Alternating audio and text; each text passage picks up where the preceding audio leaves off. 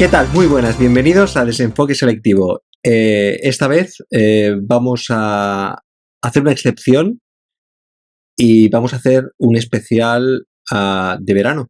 Vamos a hacer vamos a enfocarnos a esas películas más veraniegas en estos tiempos más estivales y lo vamos a enfocar sobre todo al cine de terror, ¿no? Porque ahora es el mejor momento de disfrutar de esas películas más refrescantes, ¿no? ¿No, Jorge? Sí, la verdad es que sí. Lo cierto es que estaba pensando que igual sería más, con el calor que está haciendo, un especial hablando de películas como Dante's Peak o, ¿sabes? O Inferno, por ejemplo, ¿no? Porque no se puede ni estar del calor que hace, al menos aquí en Barcelona.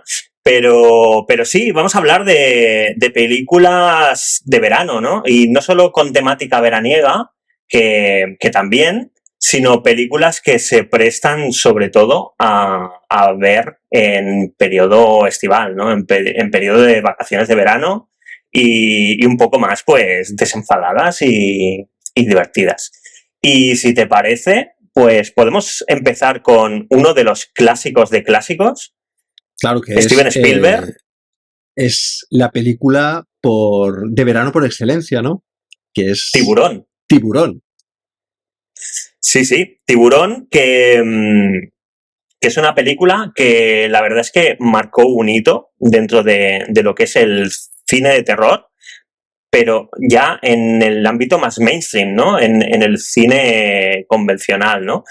Y la verdad es que Steven Spielberg pegó un pelotazo con esta película brutal. Es una película basada en una novela de Peter Benley y la novela realmente sin más, creo que hablamos de ella en uno de los anteriores desenfoques.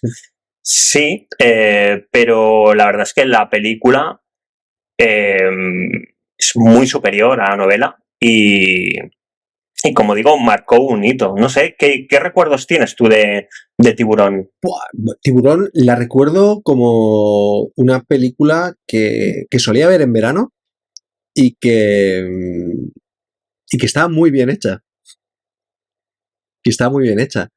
Y es más, años después sí que leería cosas sobre Tiburón y la verdad es que cuando te pones a ver cosas del rodaje, etcétera, ves la repercusión que ha tenido Tiburón y, y comprendes que sea, como bien has dicho Jorge, que sea el considerada como el primer blockbuster de verano, como tal.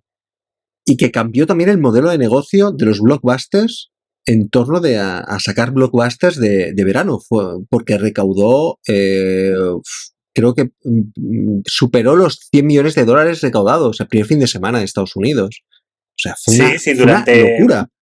Durante mucho tiempo fue la película más taquillera, solo superada años más tarde por La Guerra de las Galaxias, ¿no? Y la verdad es que fue un éxito muy importante porque además no era tan habitual que una monster movie, ¿no? De alguna manera reinaugurando un poco ese género que era más propio de la serie B en los años 50, 60. De repente se convirtió en algo mainstream, en algo que todo el mundo iba al cine en masa a ver y que fue una locura en la época. Y la verdad es que también por el hecho de tener unos efectos especiales muy a la altura de lo que no estábamos acostumbrados a ver en aquella época, ¿no? Sí, sí. Sobre todo en ese género, ¿no? En la monster movie. Sí, tanto. Yo creo que Steven Spielberg, cuando tomó control de la película, de la producción, se nota que cambió muchas cosas y aparte de toda esa manera de rodarse, también tuvo mucho hincapié en todo el tema de los efectos especiales. Es más, la película se iba a rodar en 55 días y acabó rodándose en 157 días. Y sobre todo por los problemas con el tiburón mecánico, ¿no? Exactamente. Porque fue la verdad una odisea para los técnicos poder manejar ese cacharro, ¿no? Que se estropeaba cada 2x3 3. y que no había manera de hacer un día de rodaje entero, ¿no? Y bueno, pues con todas y esas complicaciones, pues al final salió lo que es un mito del cine hoy en día. Sí, sí, caló tanto en la sociedad, recuerdo que claro, generó unas fobias hacia los tiburones a nivel colectivo que era todo una locura. Y es más, también aparte de eso, de que se tildó al tiburón como algo, como un animal maligno, asesino, sí. ¿sabes? Cuando no era así. También, bueno, a nivel científico también hubo mucho interés a raíz de la película para investigaciones, etcétera. Sí, yo recuerdo en la época haber momentos de histeria en algunas playas a raíz de la película, ¿no? Por al final la gente, ¿no? Descubrir algo que era, digamos, ajeno, ¿no? a la realidad cotidiana, que es ver tiburones en una playa, ¿no? Y al ver la película, pues se despertó todo ese miedo atávico, ¿no? Que llevamos dentro de nuestro cerebro más primitivo, ¿no? Y la verdad es que hubo casos muy, muy heavy de histeria. Y además la película traspasó un poco esa línea que decimos muchas veces de la cultura popular, ¿no? Y bueno, sin ir más lejos, el sonido cuando tú estás en la playa y le haces a alguien el todo eso que viene de la película Tiburón y lo llevamos tan arraigado en nuestra cultura que las generaciones posteriores que ya no han visto Tiburón o que no conocen la película y aún así tienen eso, ¿no? Claro, ha ido traspasando. Claro, tú ves lo importante que es una obra, una película, un libro, cuando traspasa esa barrera, ¿no? Cuando la obra deja de ser conocida, pero toda esa información traspasa a las generaciones posteriores, ¿no? Y me parece que es muy importante, ¿no? Dentro de lo que es la historia del cine, esta película de Steven Spielberg del año 75, creo, ¿no? 75, sí. Iba a decir 74, pero 74 es la novela. Sí. La novela de Peter Benley. Sí, pues, claro. Es que... No, acaba, Jorge. No, simplemente eso, que pues que traspasó todas las barreras culturales habidas y por haber. Claro, es que al llegar a tanta gente pasó un poco como El Exorcista, ¿no? Que fue uno de esos blockbusters tal cual que explotó a tal punto que, claro, llegó a toda la población. Entonces, y fue a nivel mundial, porque al final todo esto, pues, son unos códigos, por ejemplo, el de la música, que, claro. que están decodificados en cualquier sitio del mundo. Todo el mundo hace referencia a eso y todo el mundo conoce a Tiburón, ¿no? Bueno, es que ¿de quién es la música de Tiburón? Sí, John Williams, sí, pero cuidado, Claro, es que solo John Williams es capaz de hacer eso. Es decir, lo hizo en Tiburón, lo hizo en Star Wars y lo hizo en Indiana Jones. Quiero decir, crea, no iba a decir música, sino momentos musicales que se quedan en el inconsciente colectivo. Yo creo que pasó también una cosa como muy... El inicio a nivel creativo del audiovisual por parte de Spielberg, porque de primeras Spielberg no veía esa música para su película. O sea, estuvo a punto de decirle a John Williams que no le gustaba en absoluto, que no la querían poner. Y John Williams como que se lo justificó y al final, cuando lo vio con imágenes, acabó accediendo y diciendo que sí. Y bueno, al final creo que ganó un Oscar a la mejor banda sonora. Sí, sí.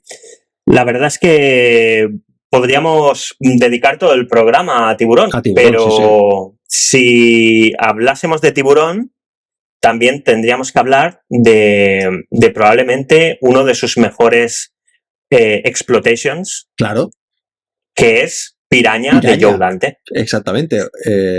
Claro, ¿qué es lo que pasa cuando traspasas esa línea del colectivo cultural, ¿no? Pues lo mismo que pasó en menor medida con los Gremlins y los Critters, ¿no? Pues que hay que aprovechar. Sobre todo en este aspecto, pues Roger Corman lo tenía muy claro. O sea, tenían que hacer Piraña.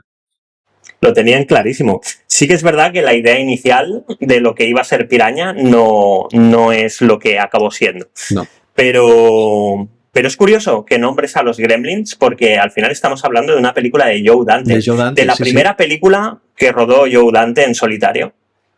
Y que iba a ser muy diferente, como te decía, porque en la idea inicial de Piraña iban a ser una especie de seres con patas que salían del agua y que atacaban a las personas. Y al final se optó por una versión un poquito más realista, entre comillas, aunque pasó un poco como con Tiburón, ¿no? Que se demonizó mucho a ese animal de río, ¿no? Que es la piraña, y que al final no es tan diabólica, ¿no? Como se muestra en la película. La verdad, uno de los mejores exploitations que se han hecho nunca. Sin lugar a dudas. Con un plantel de actores brutal, con un cameo o semicameo que hace Barbara Steele, que en la época era una persona súper inaccesible, ¿no? Solo salía en producciones de muy alto nivel y estamos hablando de una película que era de serie B. Sí, sí. Y tan de serie B, creo. 30 días se rodó la película. Sí, sí, En 30 30 días. días tenían Piraña y yo creo que la gracia de Piraña es que se juntó Roger Corman con Joe Dante y un equipo de gente inexperta que no tenía ni idea de cómo hacer las cosas y se tuvieron que ayudar unos a otros y ser creativos en lo que fuese porque en un principio querían rodar también con pirañas animatrónicas y demás, y al final fueron de goma. La cuestión es que salió. Disculpa. Salió algo como Piraña, que a mi parecer es una obra maestra de la exploitation. Es divertidísima. Es una improbabilidad, Piraña. Es decir, Sí. tenía todos los números para salir mal, pero claro, cuando tú ves los nombres, ves detrás a Joe Dante. Los efectos especiales, un chavalito que en la época no había hecho grandes cosas, pero que cuando sabemos su nombre y sabemos lo que hizo a posteriori, alucinamos mucho y entendemos muchas cosas, que es Rob Bottin, que es el responsable de los efectos especiales de La Cosa de Carpenter, del traje de Robocop. Quiero decir, estamos hablando de una persona que fue un mito de los efectos especiales en Hollywood. Sí, sí, sí. Este fue uno de sus primeros trabajos. Por cierto, aquí hay una anécdota que siempre que la cuento la gente flipa bastante, y es que es muy curioso que un tío llamado Rob Bottin hiciera el traje de Robocop. Rob Bottin. Robotín. Es una chorrada, lo sé. El gag, es el gag. Es Robotín. Robotín. Pues, claro, una película Piraña que se rodó en un parque temático Es como si vas ahora a Isla Fantasía y ruedas algo como Piraña. Poder salir algo maravilloso. Hoy en día, claro, no tendría esa esencia, ¿no? Pero No. Pero yo creo que lo mejor de Piraña, lo mejor, son los cambios de guión que hicieron para que fuera totalmente irónica y que tuviera un humor negro, pero en toda la película. Y eso para mí es lo que daba la esencia junto a todo, pues, toda la historia de las pirañas, etcétera. Estoy de acuerdo. Que claro que aprovechaban un poco el rebufo de Tiburón. Es más, Roger Corman les dijo a todo el equipo que vieran muchísimas veces Tiburón porque querían que la tuvieran fresca, porque querían que de alguna manera, esa esencia de Tiburón o la manera de hacer muchas cosas, pues que quedara reflejada, ¿no?, en la película. Así que Piraña no podría haber existido sin Tiburón. Además se dio un tema, hubo bastante lío con Piraña porque la Universal, que era la productora de Tiburón, quiso demandar a la productora de Piraña, que en aquel momento era New World Pictures, y claro, hubo un momento en el que pensaron que la película no se iba a llegar a estrenar.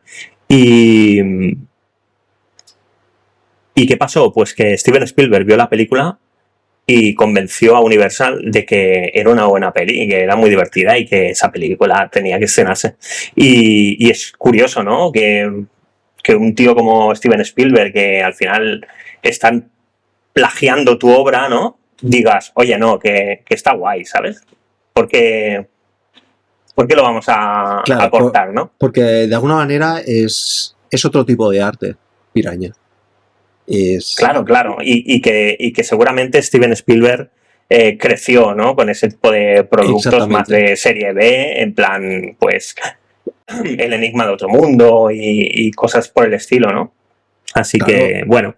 O sea, la película que hizo anterior, la de The Duel, no deja de ser una película de serie B, muy de serie B. O sea, Spielberg venía mucho de la serie B. Entonces yo creo que supo apreciar muy bien una película como Piraña, que es una de mis películas junto con Life Force de Fuerza Vital de mi infancia, Piraña. Y cuidado que años más tarde tendríamos su secuela, Piraña 2, con un James Cameron debutando. Total. Que, bueno, que sería una evolución que, bueno, que tiene sus no es tan redonda como la primera. Tiene sus cosas, sí. No está al nivel de la primera, pero tiene sus cosas, sí. Y bueno, y el valor que tiene, ¿no?, de ser la primera película de James Cameron, ¿no? Exactamente. Es curioso. Variando años después a estas adaptaciones, estos remakes de Piraña 3D y Piraña 3DD, ¿no?, que salía por ahí Eli Roth. Bueno, que eran divertidas, no dejaban de ser divertidas también. Con mucho CGI, pero divertidas. Sí, creo recordar que una de ellas, no sé si la primera, Piraña 3D, estaba dirigida por el director de Alta Tensión. Sí, creo que sí. El francés, ahora no recuerdo cómo se llama. Bueno, la verdad es que, bueno, muy divertida, Piraña 3D. Es muy placer culpable, Sí. Creo recordar que salía también Mitch Cameron de los Vigilantes de la Playa. No lo recuerdo, ahora no lo recuerdo, pero puede ser. Sí. Puede ser. Pues Piraña podría ser una de mis películas de mi infancia, la verdad. Pero bueno, en aquella época se hacía muy buen cine y cuando hablamos de buen cine y cuando hablamos de cine de los 60, 70, también podemos hablar de Giallo, ¿no? Ese género italiano en el que un asesino va matando a sus víctimas. Sí, y se genera todo ese momento entre género policíaco, pero mezcla un poquito ahí los inicios del slasher y demás. Y una película que se podría considerar veraniega, la hemos cogido un poquito con pinzas, lo reconocemos, pero yo creo que tenemos que hablar de Bahía de Sangre, de Mario Bava. ahí tienes que hablar tú más, que tú eres más de Bahía de Sangre. Yo la vi hace muchísimo tiempo y no la recuerdo bien. Bueno, Bahía de Sangre no deja de ser como uno de los cúlmenes, ¿no? Porque, claro, cuando hablamos de giallo, yo tampoco me considero un experto, pero hubo como muchas etapas, ¿no? Dentro del giallo.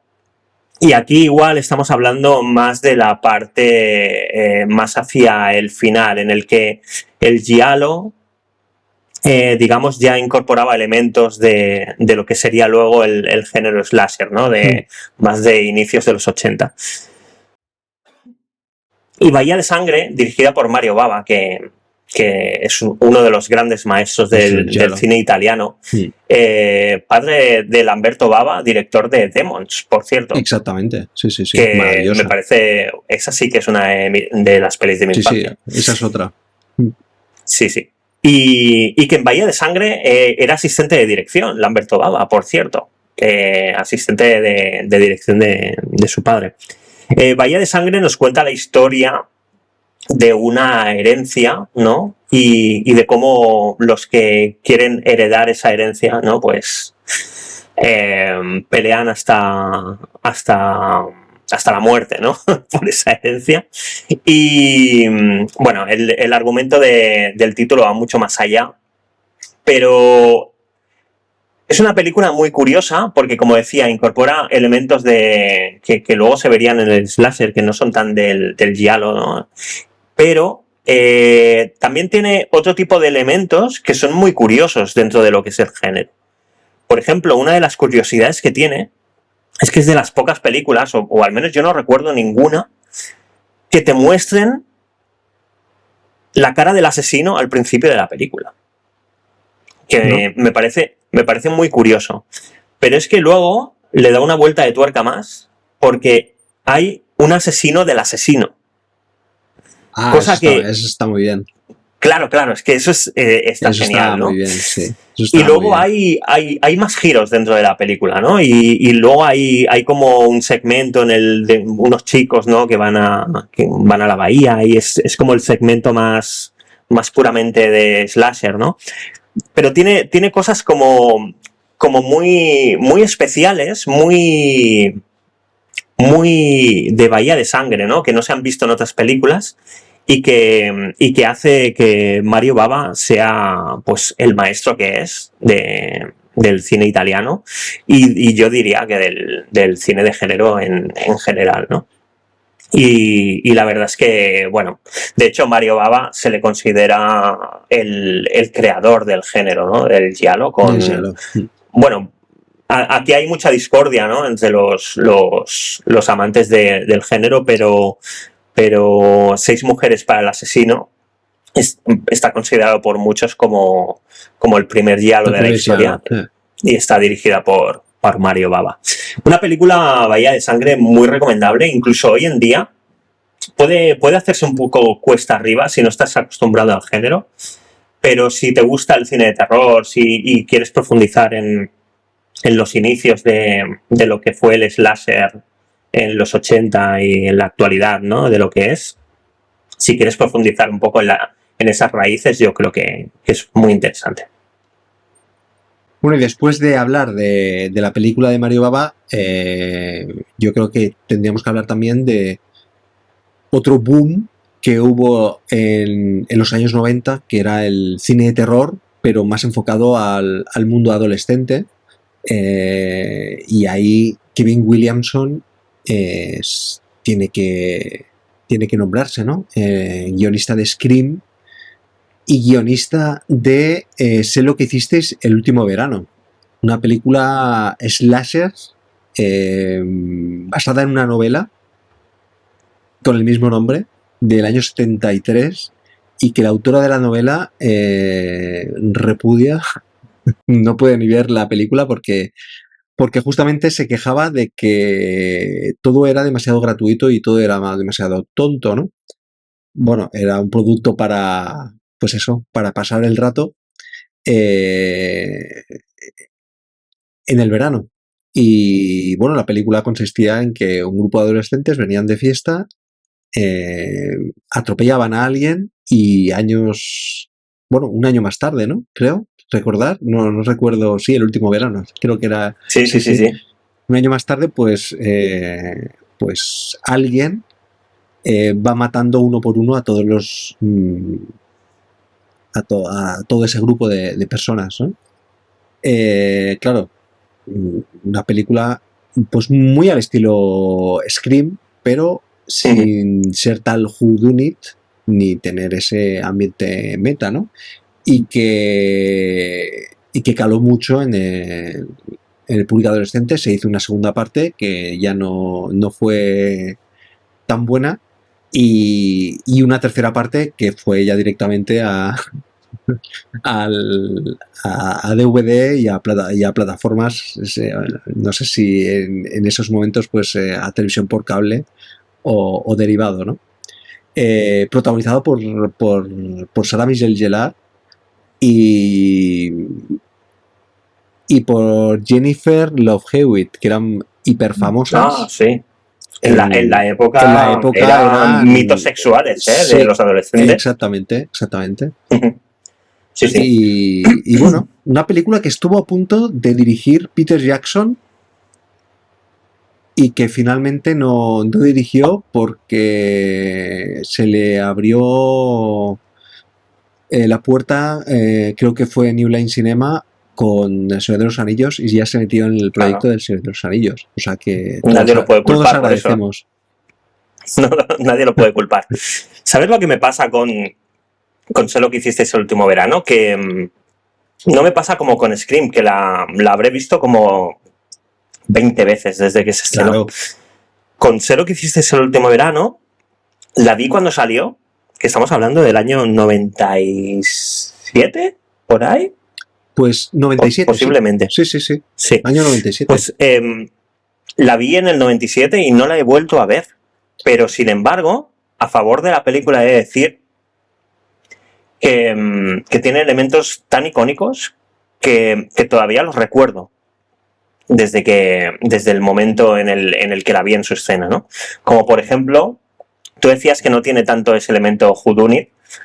Yo creo que sí, en cierto modo sí, porque de alguna manera la persona que asesinan a estos adolescentes, cierto, es verdad, tiene un traje de pescador, ¿no? Amarillo. Y con un garfio, va con claro, garfio. Es un elemento súper icónico.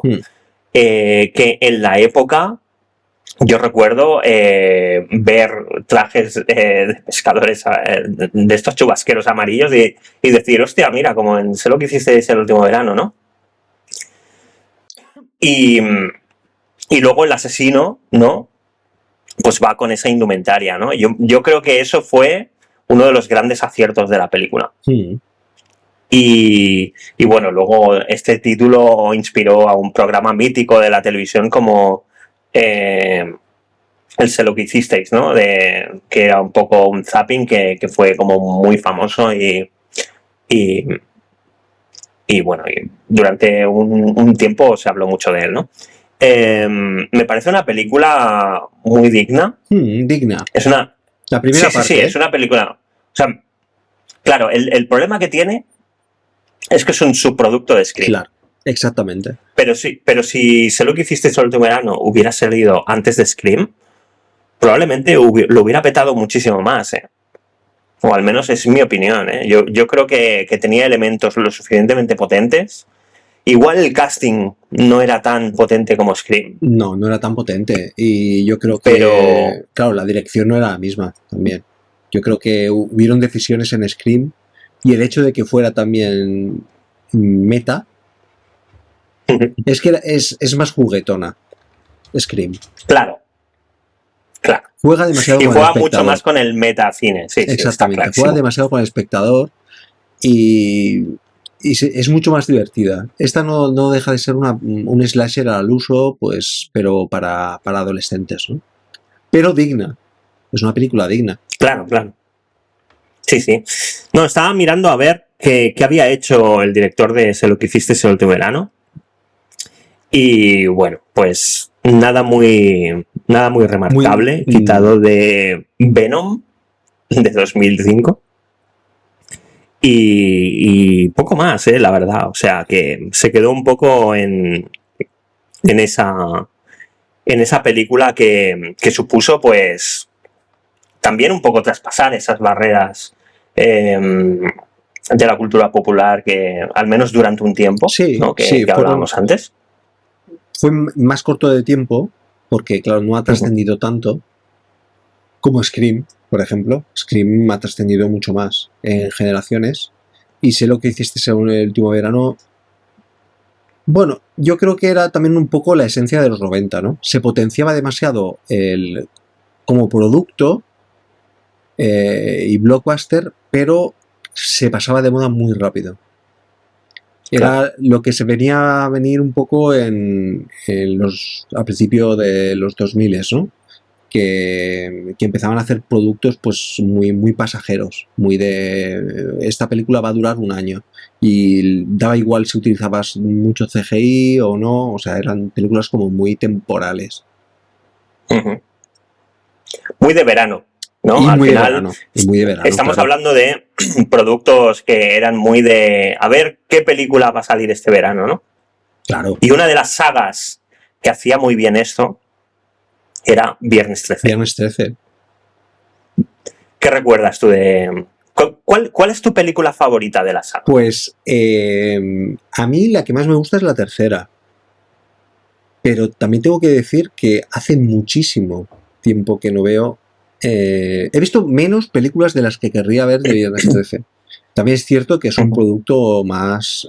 no es Halloween. De Carpenter. Claro. A nivel de calidad.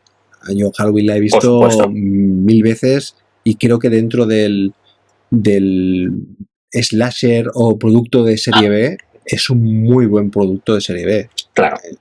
Los planos están súper bien hechos, la tensión, el ritmo. En Viernes 13 es como todo demasiado amateur. Pero bueno, entre comillas. No, termina, sí. Entre comillas, ¿no? Sobre todo la primera parte, después ya se va potenciando. Pero bueno, crearía al final. No deja de ser también una exploitation de. Entre comillas, de un rip-off de Halloween. Aprovechando ese éxito, ¿no? Y. Porque al final ya. Pues no deja de ser un asesino, un slasher como muy identificativo y que siempre juegan un poco a la par, ¿no? Eres de un poco Rolling Beatles, ¿no? ¿Eres de Jason Voorhees o de Michael Myers? Sí, y claro, Viernes 13 es más... Es como más todo más devaluado, ¿no? Pero sí que hay cosas que están muy bien de Viernes 13.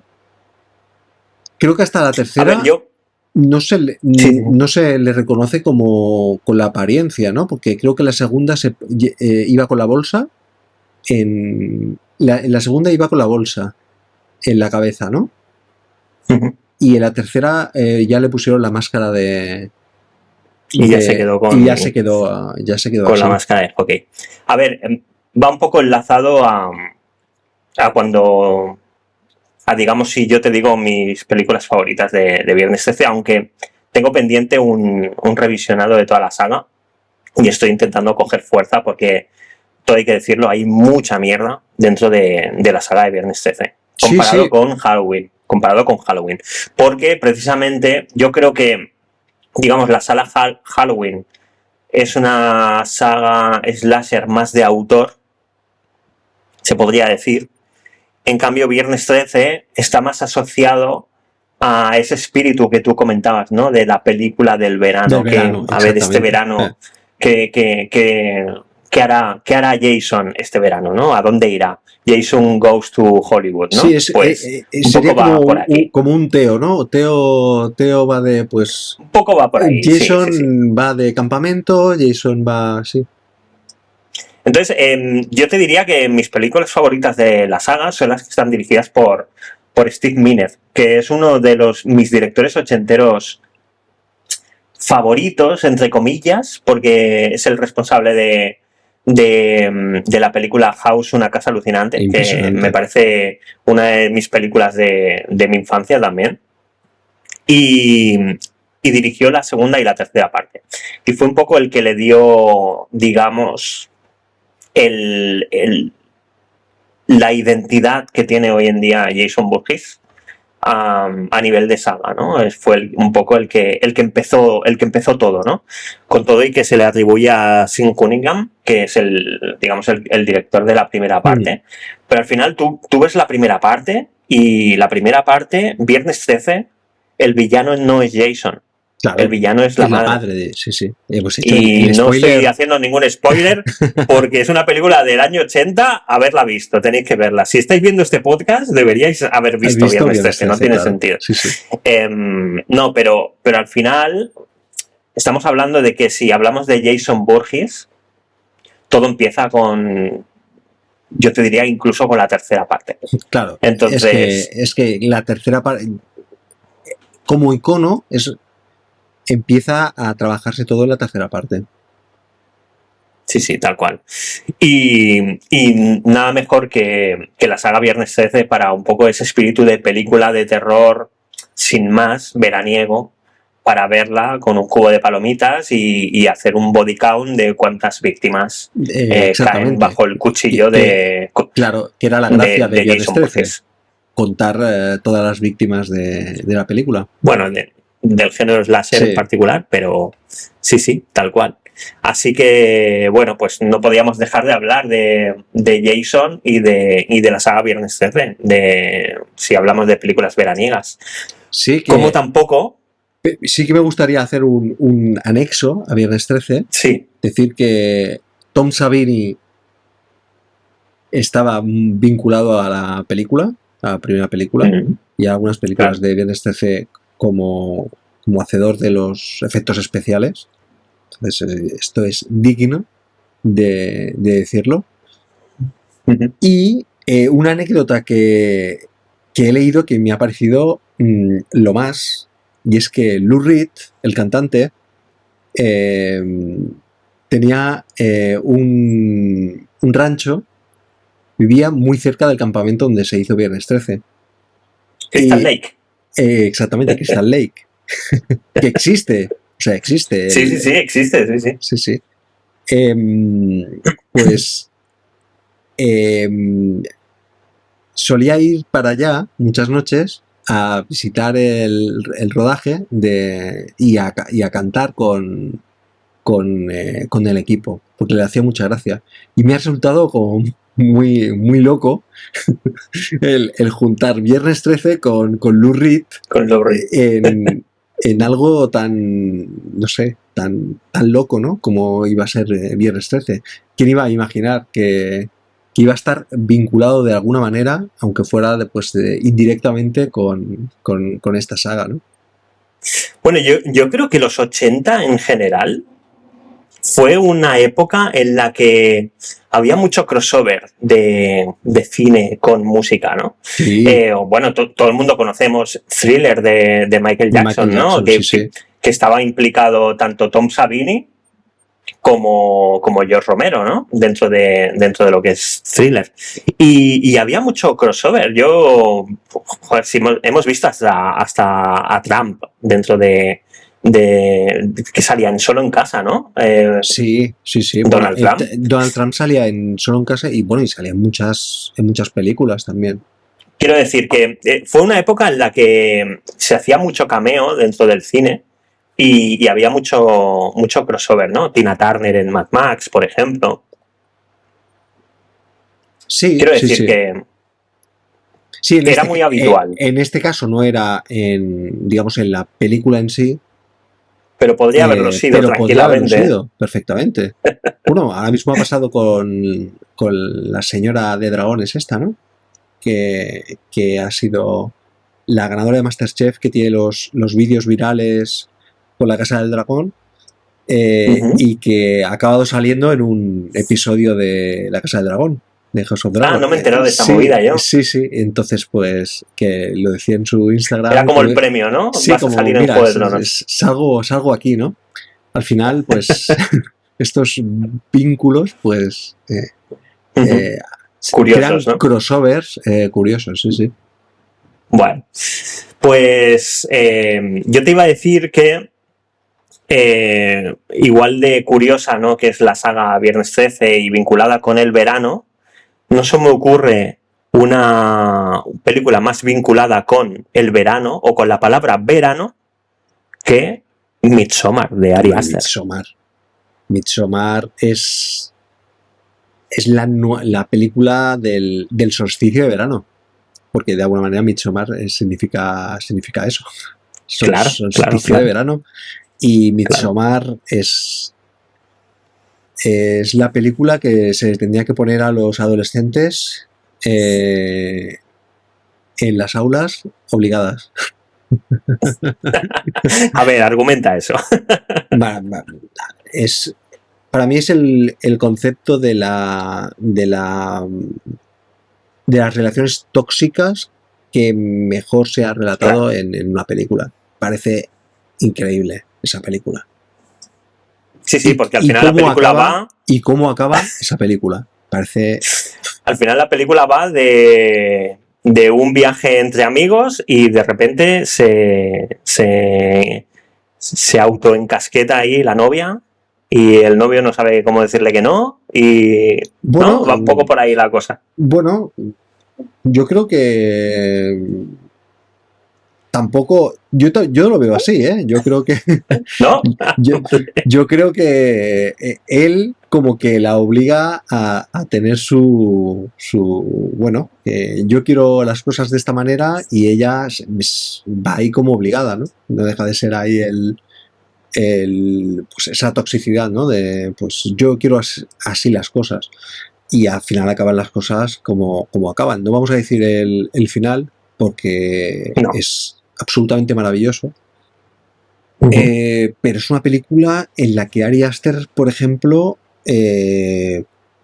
volvió al folk horror y lo revitalizó de una manera muy curiosa, porque hasta entonces, sobre todo, no tanto el folk horror, pero sí el terror, las horror movies, tomaban como recurso la noche.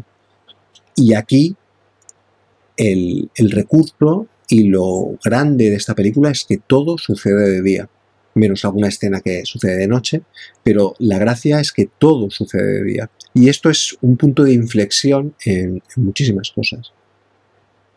Claro, a nivel de ambientación, ¿no? Que al final todo este terror elevado, ¿no? Que de alguna manera se ha vendido como el nuevo cine de terror y demás, se basa mucho en ese ambiente, ¿no? Que crea el director y en ese terror psicológico, ¿no? Que va por detrás, ¿no? Y lo que hace grande esta película de Ari Aster es que te genera esa sensación a plena luz del día. Y es un elemento súper clave y súper icónico también de la película, ¿no? Que al final estamos hablando de que hay escenas a plena luz del día que te generan una tensión y un desasosiego brutales. Sí. Y cómo consigue eso simplemente con lo... Ya no con lo que está pasando, sino con lo que te hace... O con lo que tú crees que está pasando ahí, ¿no? Sí, juega mucho con eso, ¿no? Con lo que está pasando, con lo que tú crees que está pasando y con lo que crees que va a pasar. Claro. Es maravillosa. Yo creo que además es una película... Yo recuerdo irla a ver al cine cuando se estrenó con mi amigo Albert y salir de la película y él preguntarme, ¿te ha molado? Y decir yo, pues no lo sé. No estoy seguro. O sea, no estaba seguro de si realmente me había gustado o no, porque es una película como todo el cine de Ari Aster, ¿no? Que tienes que masticarla muy bien. Tienes que masticarlo. para ver un poco las bondades, ¿no? Y tiene cositas, a ver, no la considero una película perfecta, pero creo que no hay nada igual a Midsommar. Yo la considero perfecta. A mí es que me gusta mucho Midsommar. A mí me parece un peliculón, en todos sentidos, en todo. Me encanta. Y sobre todo me encanta que se nota que Ari Aster se ha informado pues sobre diferentes estudios, folclore el folclore de nórdico, celta, sí. Pues de historias nórdicas, suecas, bueno, todo relacionado con el folk o el folclore nórdico y celta también. Y por ejemplo, la escena tan asquerosa del pastel en el que comes comen vellos púbicos, era una tradición que se utilizaba creo que era en la Edad Media, se utilizaba en la Edad Media. Entonces, como vigorizante, ¿no? Para tener mejores relaciones. Sí, o sea, que eran todos ritos y que se utilizaban. Que ahora, claro, lo vemos como algo como muy histriónico y como muy loco, ¿no? A nuestros tiempos, pero no sé, a mí todo lo que hay detrás, antropológicamente hablando, de Midsommar me parece fascinante. Además que hay también, aparte de todo el tema de la reacción tóxica, también pues hay un tema de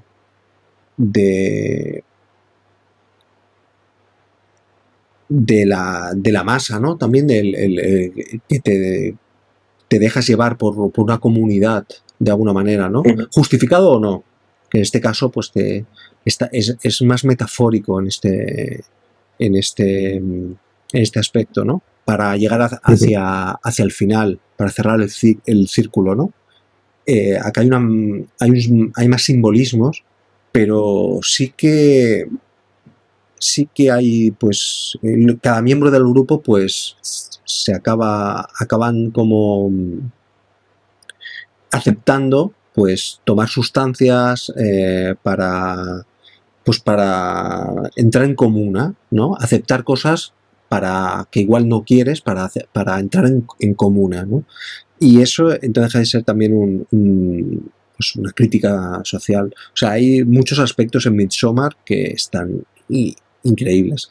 Lo malo de Midsommar es que como no podemos explicar tampoco ni vamos a ahondar sobre el tema, no podemos hacer tampoco un análisis exhaustivo. Pero bueno, el tiempo nos dirá si hacemos un especial de Ari Aster. Hablaremos concienzudamente de la película. Sí, hablaremos porque bueno, yo solo quería decir que Ari Aster consigue con Midsommar una cosa que nadie ha conseguido, ni siquiera el propio Ari Aster lo consiguió con su anterior película, con Hereditary. Con Hereditary, que es que yo las películas, digamos, en las que hay una implicación por parte de sectas de cualquier tipo, me aburren mucho, me aburren soberanamente, me aburren. O sea, soy muy fan de Expediente Warren, de la saga Expediente Warren, y la tercera me aburrió muchísimo, porque todo lo que tiene que ver con sectas satánicas, no satánicas o lo que sea, me aburre mucho. Pero Midsommar es maravillosa. Es maravillosa. Es que no se puede decir otra cosa. ¿Y de qué más película podríamos hablar, pues Sergio? Mira, podríamos hablar vamos a tocar de pasada, pues Luca, por ejemplo, que no está tan vinculada al cine de terror, pero hay elementos fantásticos, por hablar también de una película de animación de Pixar, Una película que está muy bien hecha, que tuvo la mala suerte de estrenarse cuando explotó todo el tema de la pandemia, del COVID. De la innombrable, sí. Exactamente. Y que, bueno, que no deja de tener ahí pues sus referencias en la cultura italiana, que no está mal. Como, no sé, Cegados por el sol de Luca Guadagnino, que también está muy bien, pero vamos aquí a lo que tenemos que hablar, que es sobre todo el terror.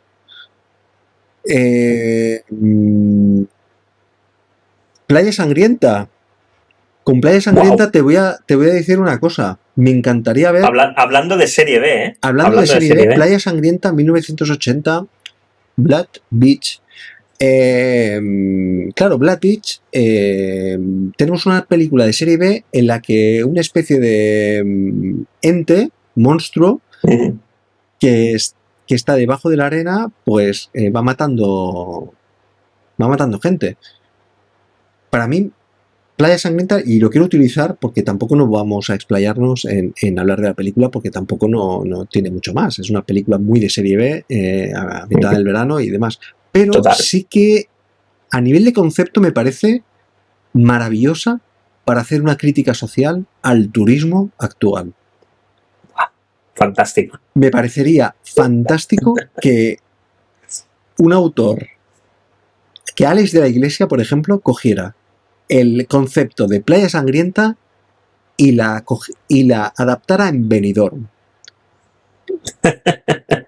Me parecería el alfa y el omega de la serie B aquí en España. Me parecería maravilloso, porque creo que es un buen concepto para explotar en cuanto a la crítica del turismo en masa que se está viviendo, ¿no? Me parecería maravillosa. Sí, estoy de acuerdo.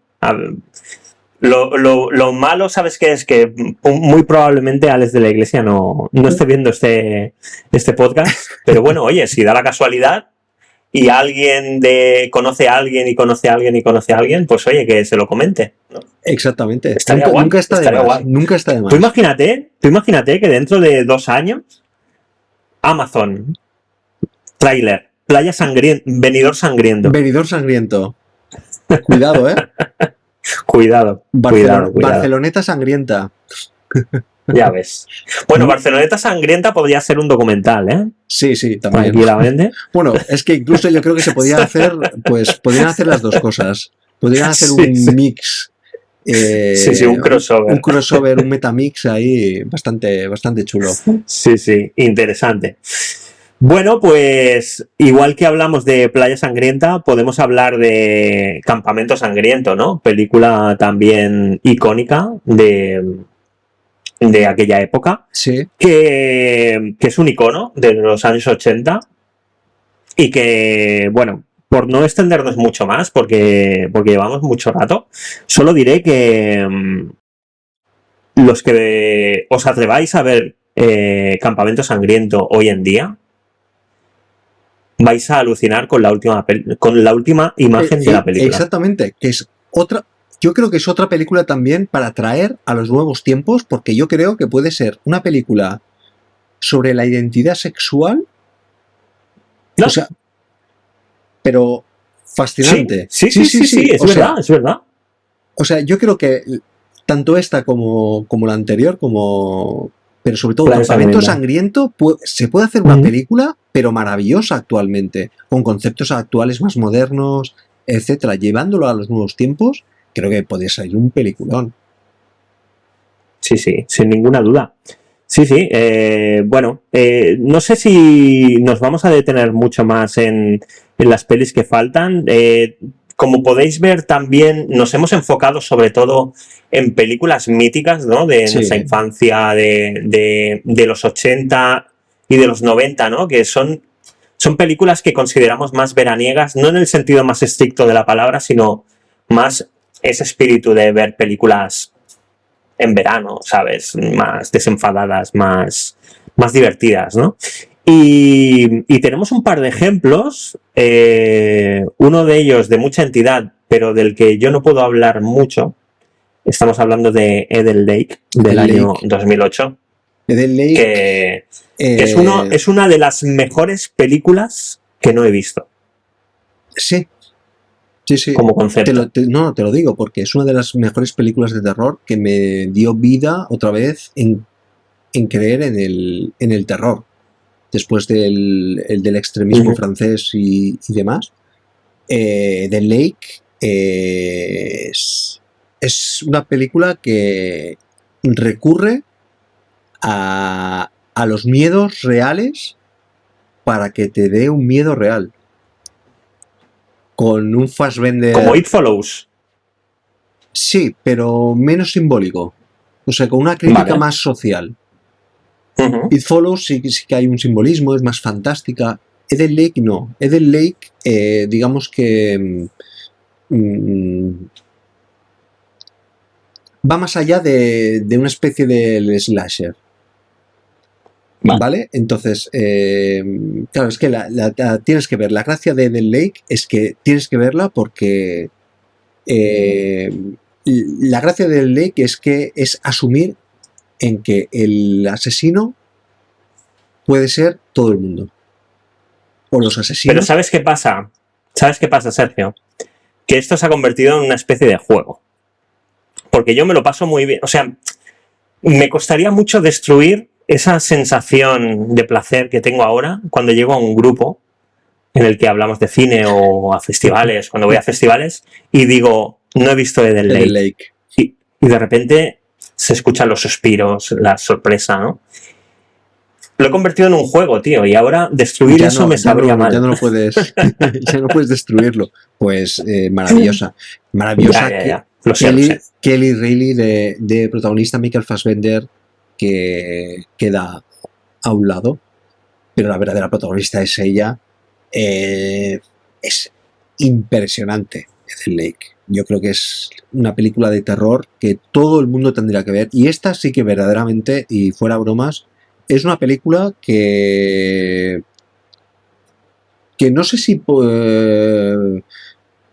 sería obligatoria de ver, porque la verdad es que es muy reflexiva Eden Lake. Dentro del terror que supone, es excesivamente reflexiva Eden Lake. No, la tengo dentro de mis grandes pendientes, dentro de esa lista que tenemos todos de películas que tenemos por ver, y la tengo muy arriba en la lista de prioridades. Lo que pasa es que, bueno, ya sabemos que es complicado. Siempre hay algo que se escapa. Claro. Sale contenido a una velocidad increíble y es imposible verlo todo, y pararte a ver algo es complicado, pero bueno. Pues no nos queda mucho más. Yo creo que es inevitable y con esto, si quieres, luego ya hacemos un pequeño repaso así por encima de las cosas que nos hemos podido dejar, pero que creemos que es recomendable, ¿no? Que le echéis un vistazo. Pero creo, o sea, sería muy injusto hablar de películas del verano y no hablar de una de las grandes historias dentro de la saga Creepshow. Exactamente, sabía por dónde ibas a ir. Sí, muy como bien. Es la historia de la balsa. La balsa, muy bien. Una historia está que muy a bien mí que acabemos con la balsa. Es maravilloso, es maravilloso. Yo creo que no podíamos acabar de mejor forma que con la balsa de Creepshow 2. Una de las historias que a mí más me aterrorizaron cuando era pequeño. Estuve mucho tiempo sin poderme meter en un lago porque me daban miedo.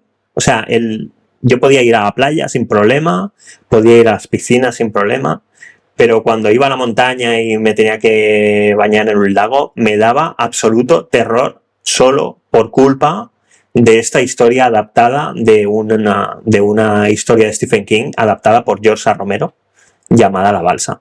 Me parece increíble esta historia.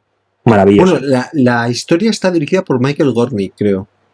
Está dirigida, pero el guión está adaptado por George A. Romero. Exactamente, el guión está adaptado por Romero a partir de un relato de Stephen King. Correcto. Correcto, es así.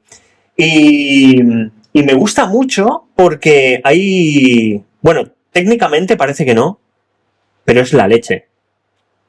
O sea, digamos, la mancha esta oscura que se comía a estos jóvenes, no eran adolescentes, eran un poquito ya creciditos, ¿no? Pero esta imagen de esa mancha oscura comiéndose a estos jóvenes, muy inspirada, por cierto, en The Blob, El Torres no tiene forma, gran película de los 80, Sí, sí. remake a su vez de una película de los 50, de The Blob, ¿no? Por cierto, vamos tirando el hilo, ¿no?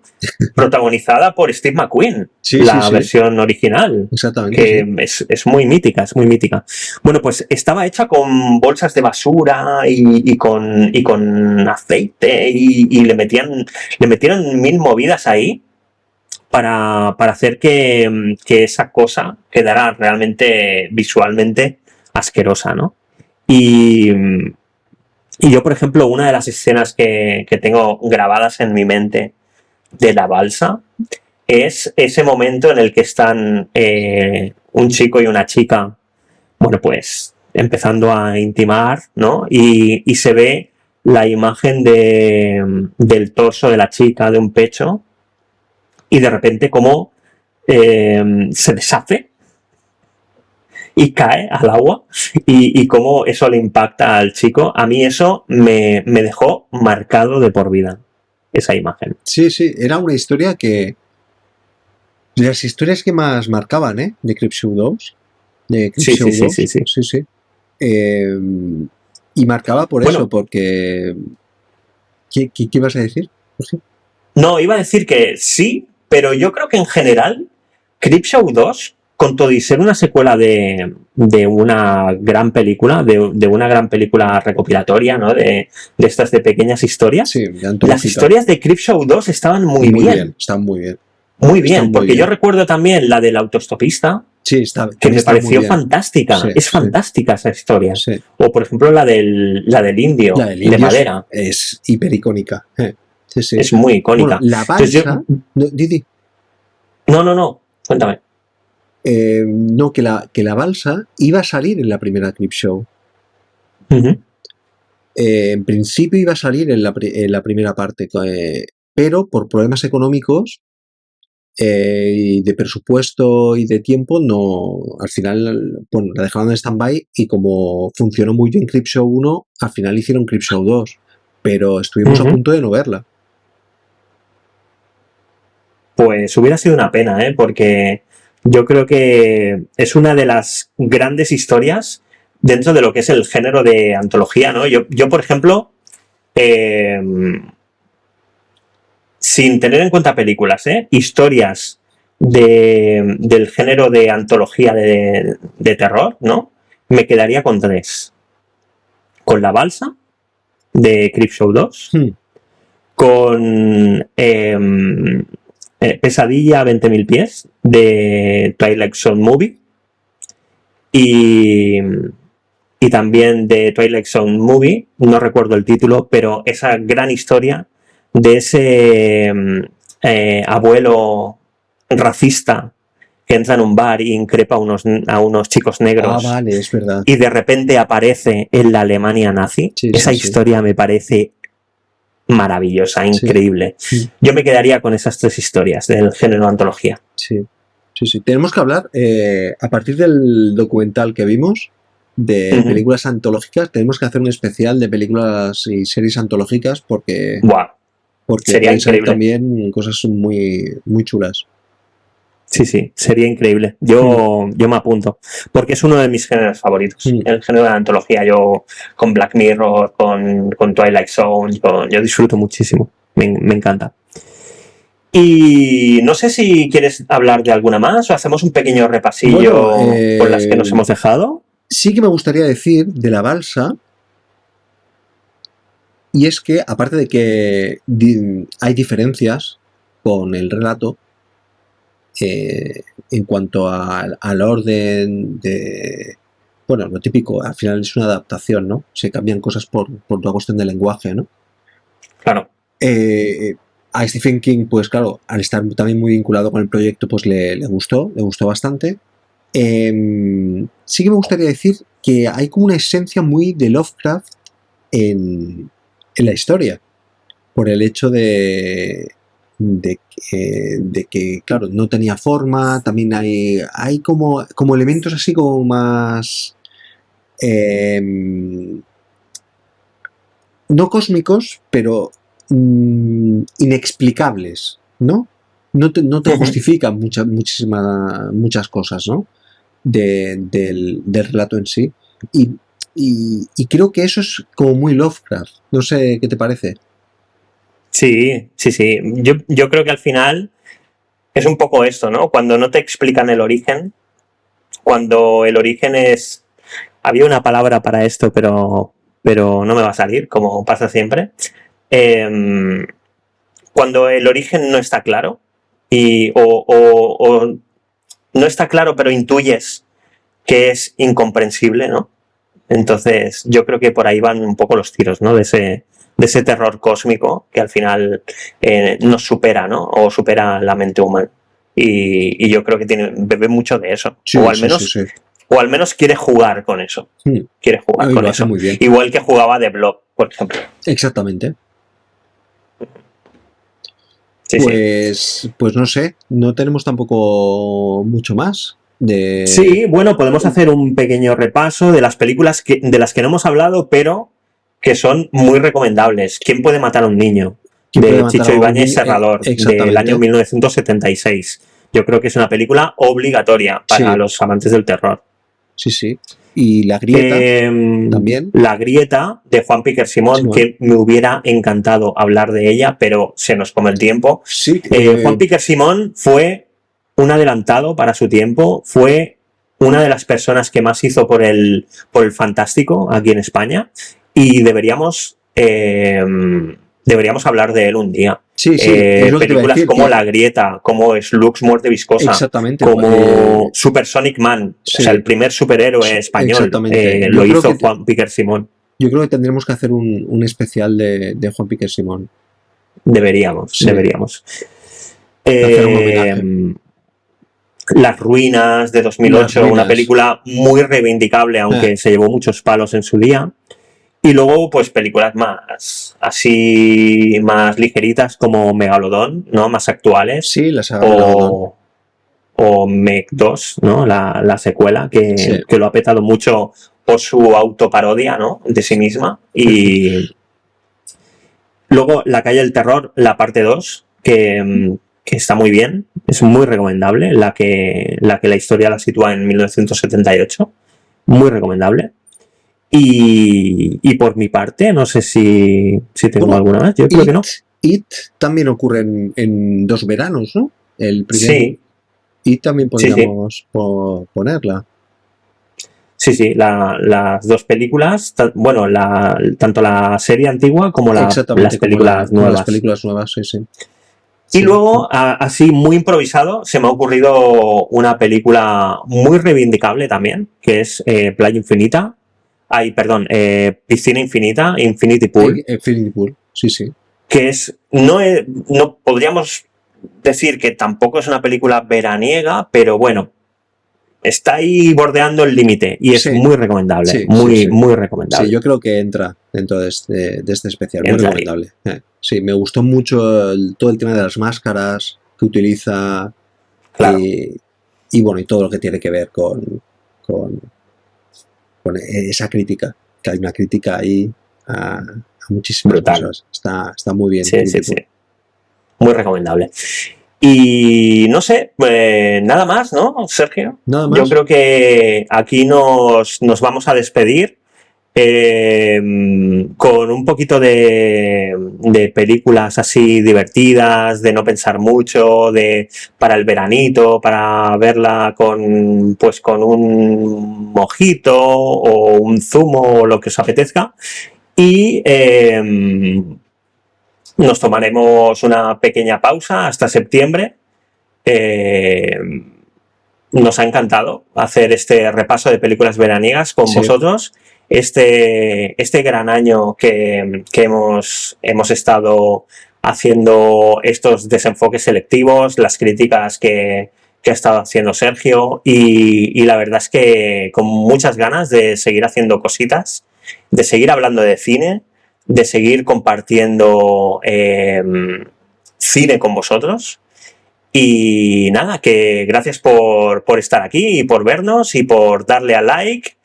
Gracias por suscribiros y muchísimas gracias por volver en septiembre con nosotros. Así que desde aquí nos despedimos y hasta la próxima. Hasta la próxima. Disfrutar de las vacaciones. Disfrutar de las vacaciones y mucho terror. Mucho terror. Y fantástico, que nunca falte.